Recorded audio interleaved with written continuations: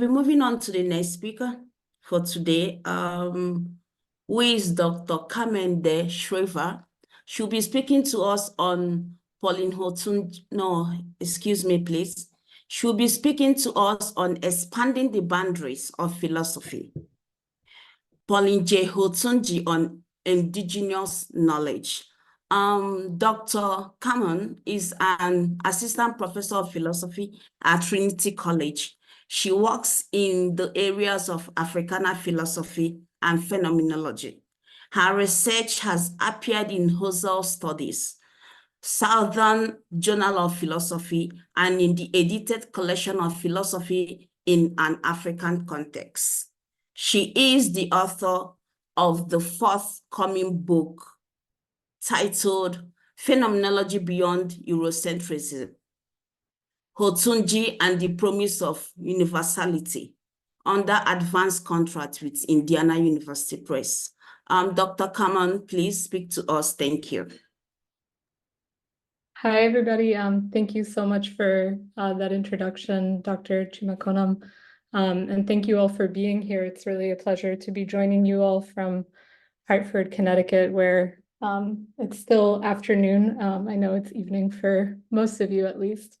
So I'll be speaking, as Dr. Chimakonam mentioned, on a paper that's called Expanding the Boundaries of Philosophy, Hountondji on Endogenous Knowledge.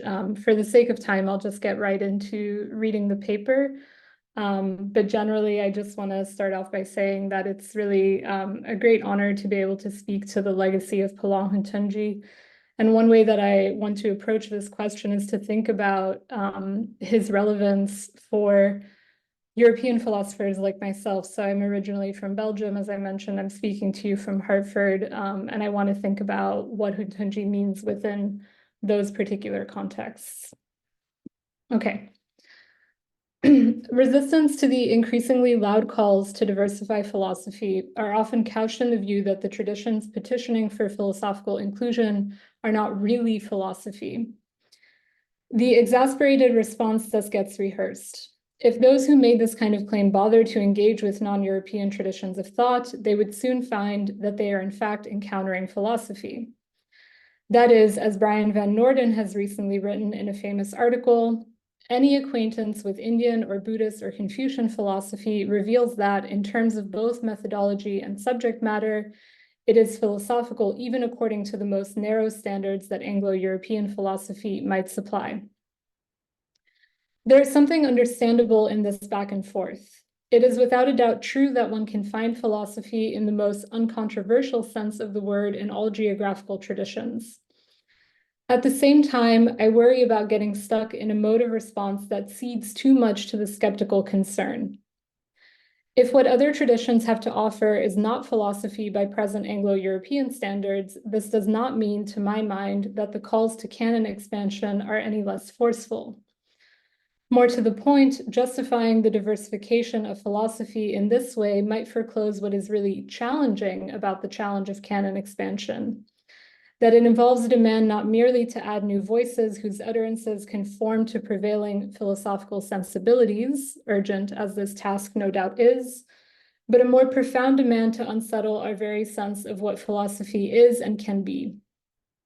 In this paper, I reassert the importance of metaphilosophical questions concerning the very nature of philosophy to ongoing debates surrounding canon expansion. I do so by turning to the work of Paulin J. The claim that Hountondji might be a resource for expanding the boundaries of what counts as philosophical will probably sound an odd note. After all, Hountondji came to prominence with his infamous critique of ethnophilosophy and its suggestion that the worldviews embedded in indigenous thought constitute philosophy. And if his later work admittedly involves an interest in African indigenous knowledge, this is, from a certain perspective, a fundamental about-face. The turn to Hountondji for the sought-after metaphilosophical provocation might thus seem misguided, for on offer in Hountondji's work seems to be a relatively traditional and even Eurocentric view of philosophy and its constitutive others. One of the aims of my presentation today is to challenge this received image of Hountondji.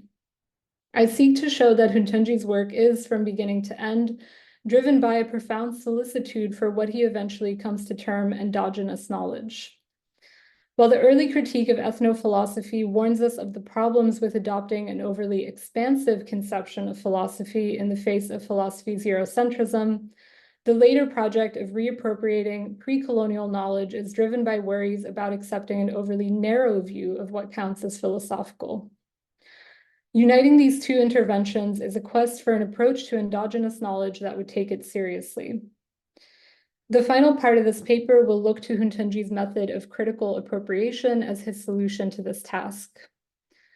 What critical appropriation offers, I argue, is a method which carves out a generative philosophical role for endogenous traditions without thereby sacrificing the specificity of the philosophical endeavor.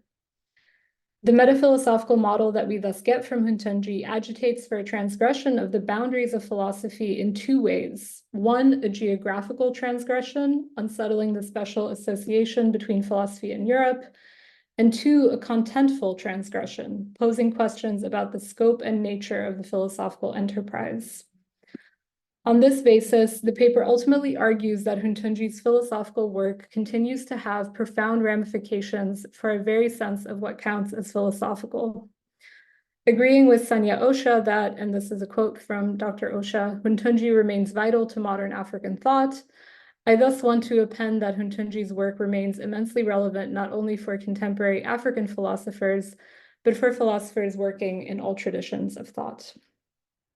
Okay, so getting into the first section now. In his infamous African philosophy, Myth and Reality, Paulin J joins other philosophers like Marcian Toa and Fabian Ebusi-Bulaga in problematizing a particular conception of what philosophical activity might look like on the African continent. This conception, branded ethnophilosophy by Hountondji, effectively maintains that African cultures are intrinsically philosophical. Such a view of African philosophy seems generous in the context of a colonial history which consistently sought its justification in the denial of rationality and hence philosophy to African peoples. Philosophy has throughout its European history differentiated itself not only from other forms of thinking, myth, arbitrary opinion, doxa, but from other places and peoples, casting the African continent as its perennial other. Against this background, the ethnophilosophical gesture appears nothing short of revolutionary. From the ethnophilosophical perspective, everything that constitutes African indigenous thought within its oral and written traditions is understood to fall within the purview of philosophy. And that includes, but isn't limited to, dynastic poems, myths, proverbs, religious and cultural practices, and various forms of artistic expression. Far from constituting the extra or non-philosophical, these forms qualify as philosophy, albeit of a type distinctive to the African continent. If one of the overarching aims of this paper is to push the conversation about philosophical diversification into considerations about an expanded sense of the philosophical, it seems ethnophilosophy is just the ticket. The metaphilosophical model on offer in ethnophilosophy might thus be labeled an expansive view, which is highly flexible regarding not just the place, but the content of philosophy. Not only does ethnophilosophy insist upon challenging the geographical limits of European philosophy by insisting that there is such a thing as African philosophy, it further invites necessary questions about what merits the title philosophy in the first place. Now, rather than rehearse in detail here the criticism of ethnophilosophy launched by Hountondji, a criticism with which I take it you're all familiar, I want to zero in on why, according to Hountondji, ethnophilosophy does not, in spite of appearances, enable us to agitate for a productive transgression of philosophy's boundaries. First, in extending the scope of philosophy in this way, we wind up with a picture of philosophy so unspecific as to be indistinguishable from any other human undertaking. If the boundaries of philosophy had been too constrictive, it seems they are now too porous. Why this should be a problem may not immediately be apparent, for it seems a good thing that we exercise some generosity as to what forms count as philosophical, especially given the brutality of the history which has resisted doing precisely this.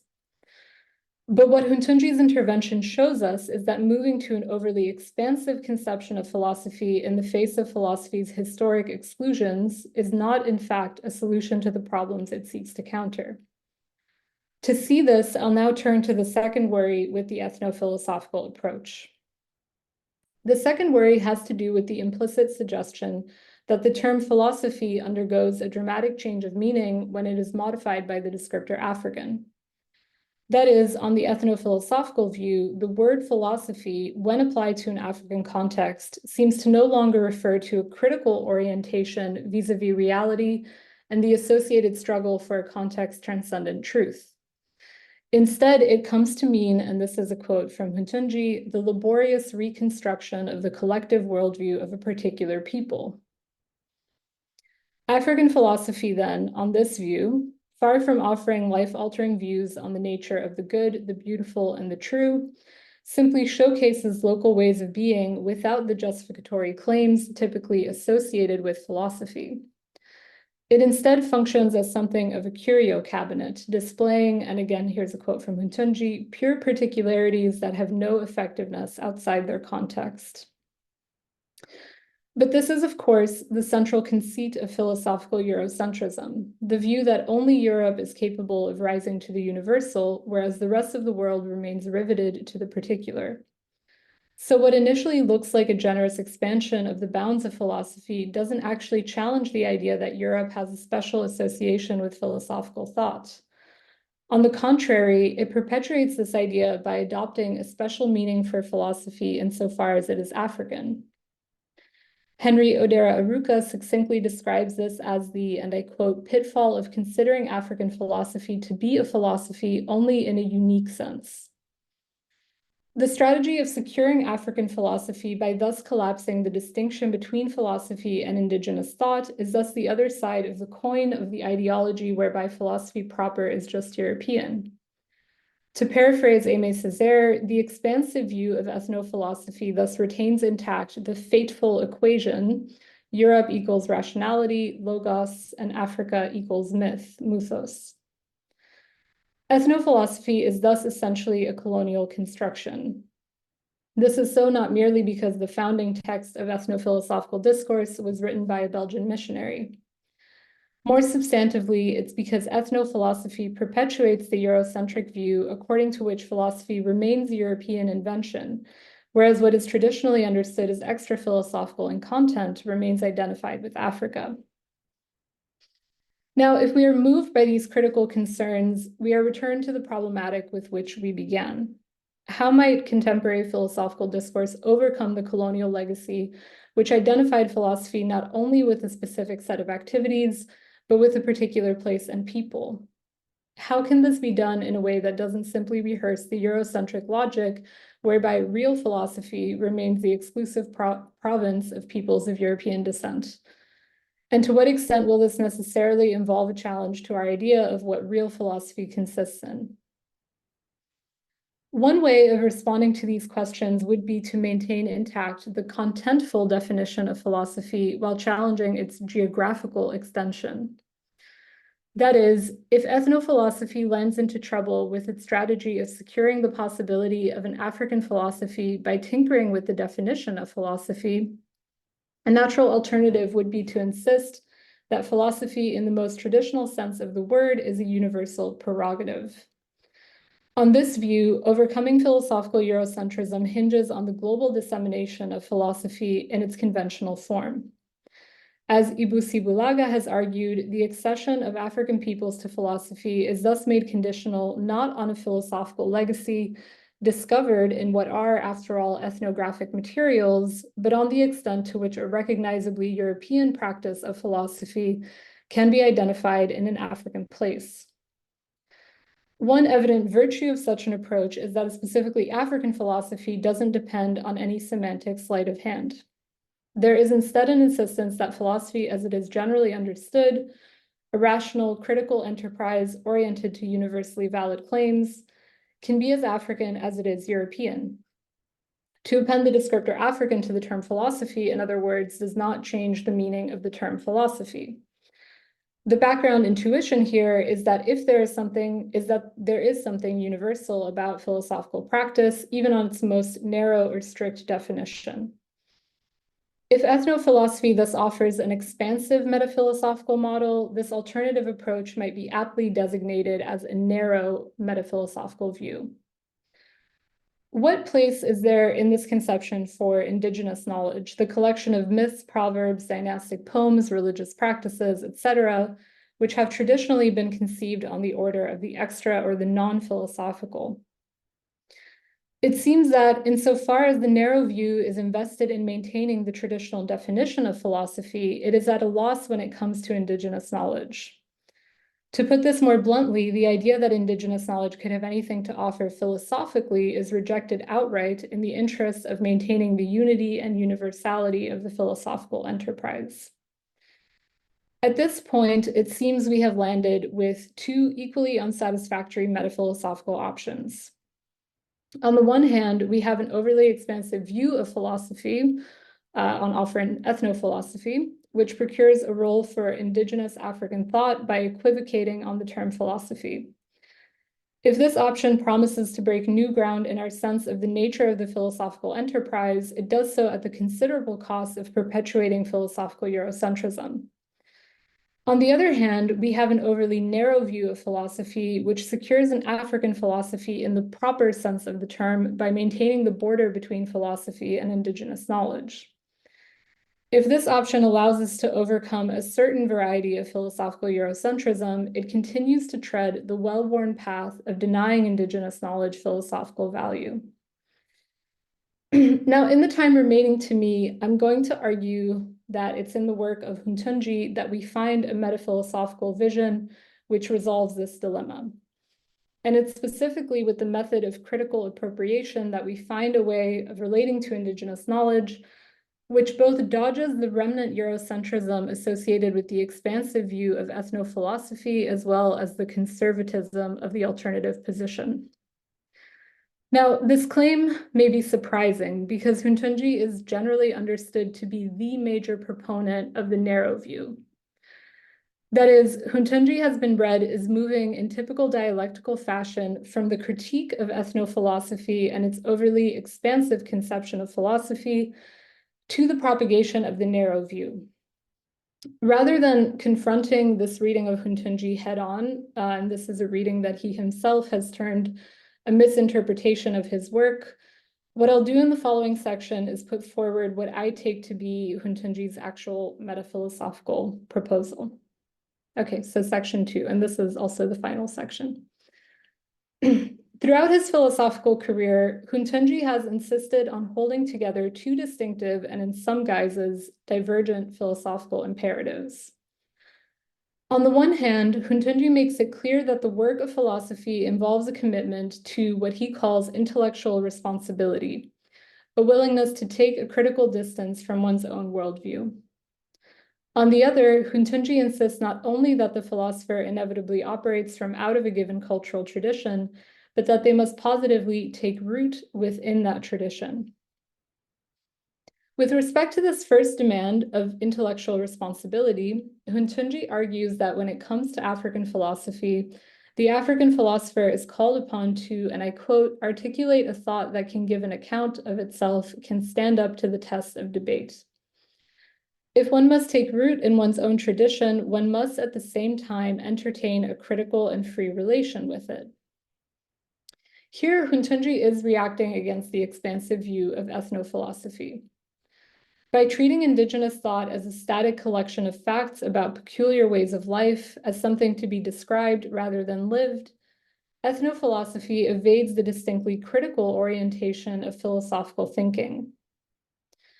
But one of the characteristic marks of the philosopher is precisely to submit everything to criticism and to offer justifications beyond "that's just what we do here." This requires treating cultural tradition not as a closed system, but as, and this is a quote from Hountondji, a contradictory and heterogeneous set of options to be criticized or explicitly endorsed. Hountondji's eventual adoption of the term endogenous to describe pre-colonial systems of knowledge is meant to underscore the necessity of such an orientation.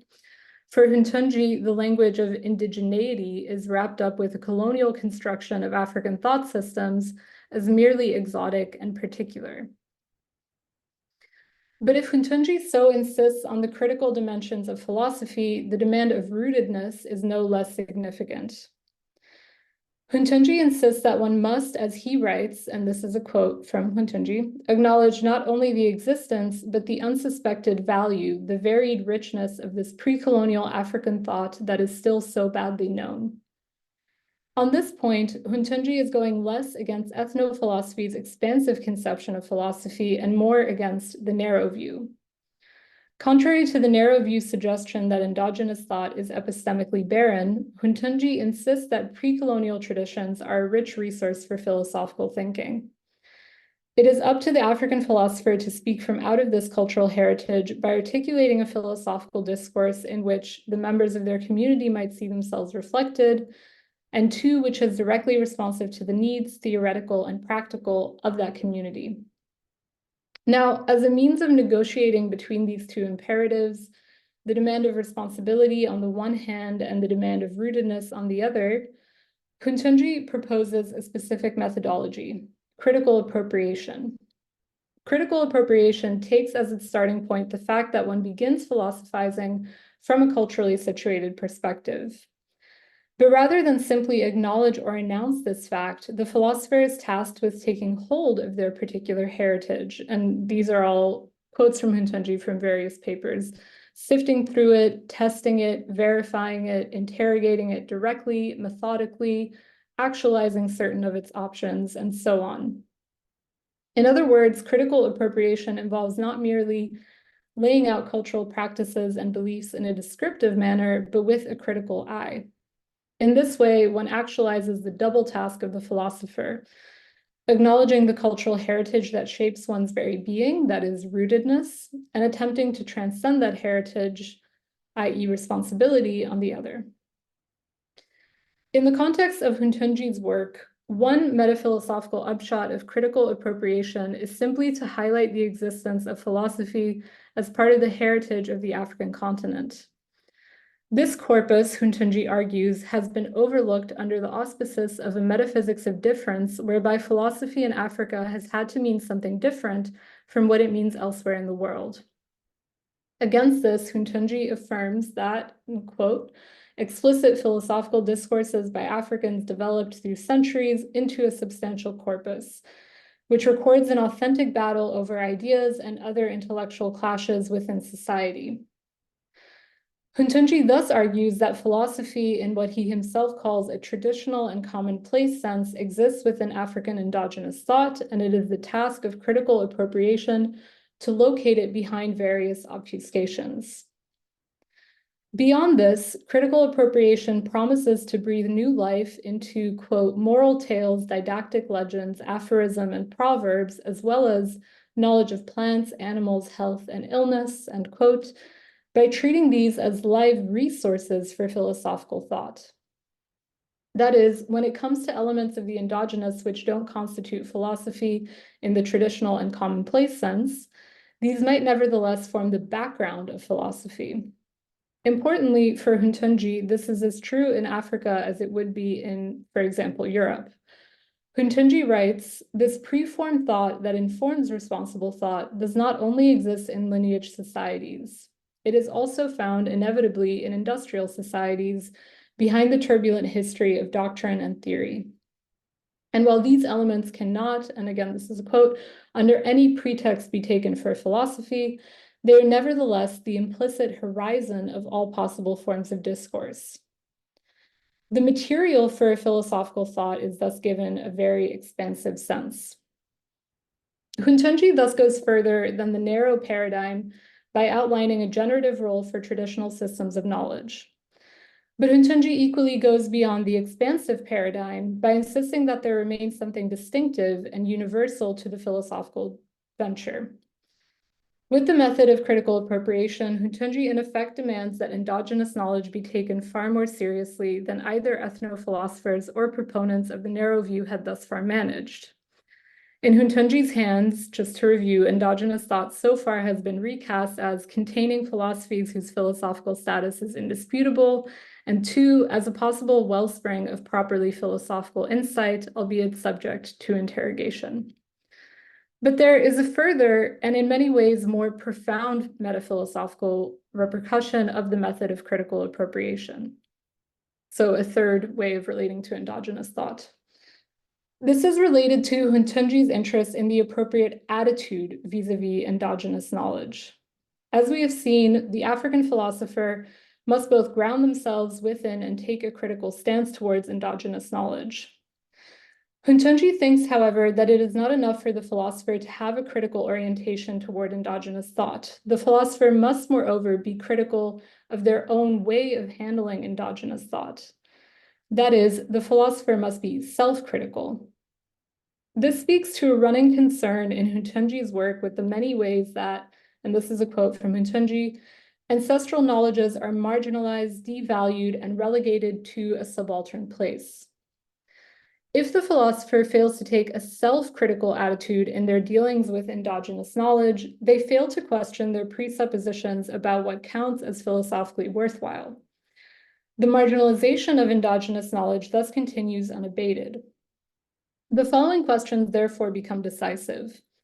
How can the valuable and the true in these knowledges be reactivated? Indicating that this is in fact the central question animating critical appropriation, Hountondji continues, how can these knowledges be appropriated in a truly critical way? What is needed, according to Hountondji, is a vigorous self-criticism whereby the philosopher confronts their own presuppositions about what philosophical inquiry is and can be. It is, in other words, incumbent on the philosopher to suspend their commitment to a specific mode of philosophizing, to not take it for granted, as Hountondji says. At stake is thus a cultivation of receptivity not merely to whatever conforms to established philosophical norms, but to new philosophical modes, styles, methodologies, and paradigms. Hountondji goes so far as to suggest the, and I quote, construction of an expanded rationalism that would enable the incorporation of facts that had hitherto been excluded from the spectrum of possible facts. To really take endogenous knowledge seriously means an openness to the possibility that it might reconstitute one's very sense of rationality. The metaphilosophical vision on offer in Hountondji's work thus turns out to be quite radical. For the ultimate horizon of this kind of engagement with endogenous thought suggested by critical appropriation is the eventual transformation of philosophy itself, not only in terms of geographical extension, but in terms of content. What is aimed at is not finally the comfortable accommodation of marginalized forms of thought within a philosophical corpus whose definition remains undisturbed. Instead, a true encounter with the endogenous is likely to cause epoch-making shifts, and that's a quote from Hountondji, to our very understanding of philosophy. But doesn't this effectively return us to the terrain of ethnophilosophy? Doesn't Hountondji simply reproduce the problem of sacrificing the integrity of philosophy in the interest of inclusivity? And isn't there then finally a contradiction between his early and his late work? In concluding, I would like to briefly, and I know I have 2 minutes, so very briefly speak to these concerns. Doing so will ultimately show why Hountondji's metaphilosophical vision has ramifications not only for African philosophers, but for European philosophers like myself. First, Hountondji's demand for a broadened sense of what counts as philosophy is peculiarly philosophical. If philosophy is anything, it is the determination to take nothing for granted, including the philosopher's own attitude. The push to transgress philosophy, this comes from philosophy itself, and this is not clearly the case with the expansive view of ethnophilosophy.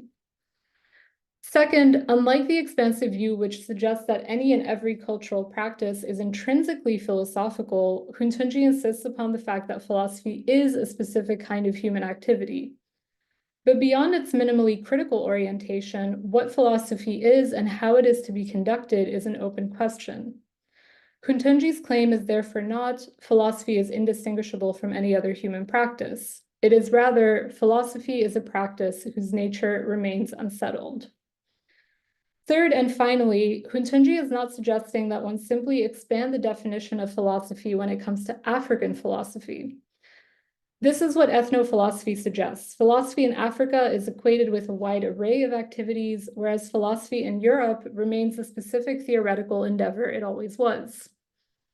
For Hountondji, by contrast, the challenge posed by endogenous knowledge is on the order of a paradigm shift within the philosophical enterprise as such. If African endogenous knowledge demands that our sense of what counts as a rational source of insight be modified, this has ramifications not just for African philosophy, but for all philosophical traditions, African, European, Asian, Latin American, and so on. When Hountondji writes of endogenous thought that it might cause within the existing body of knowledge, and this is a quote, shifts and shakeups of which we have no way of predicting either the scope or impact, the reverberations of this are not confined to the African continent. Similarly, the eventual alteration of the meaning of the word philosophy would not be limited to any singular geographical determination. To appreciate this possibility and to take it seriously is thus, I want to conclude, the task not only of the African philosopher, for to engage the philosophical significance of endogenous thought goes to the very heart of the philosophical enterprise. Ultimately, then, Hountondji's metaphilosophical provocation has a global relevance. The challenge of endogenous thought is a challenge that solicits everyone. Thank you very much, and I'm looking forward to the discussion. Thank you very much, Dr. Carmen. Thank you for your interesting lecture. Thank you. Okay.